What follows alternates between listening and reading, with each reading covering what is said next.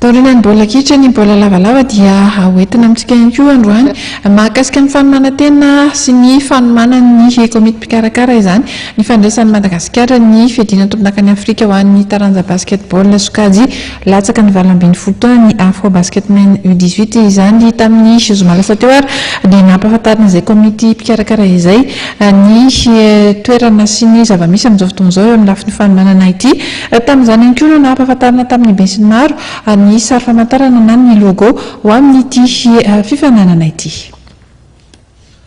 Roa volana katroka melohan'ny resantsika ny fananana Afro Basketmen U18 ataony rokatra amin'ny 10 aogositra ho avy izao dia efa ao anatin'ny asa tanteraka ny kokanina na ny komity mpanomana ity hetsika kontinantaly ity.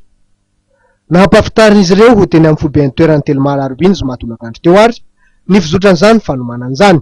Tamin'izay indrindra nahafantarana fa fanamboarana ny kianjamitafo sy ny lapan'ny fanatanjahantena Mahamasina no tena imasonina amin'izao fotoana izao.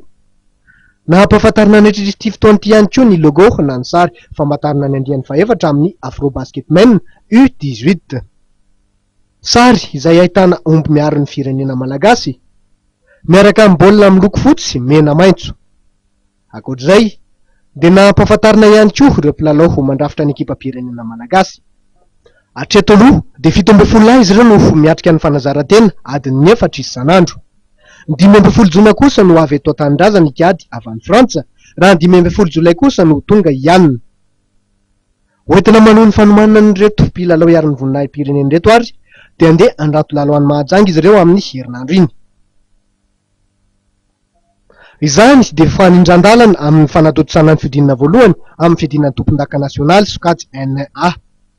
Fantatra ary fa hikatroka ny ekipa voafatin'ny Boeny, Rubila sy ny namany ny 7 jona.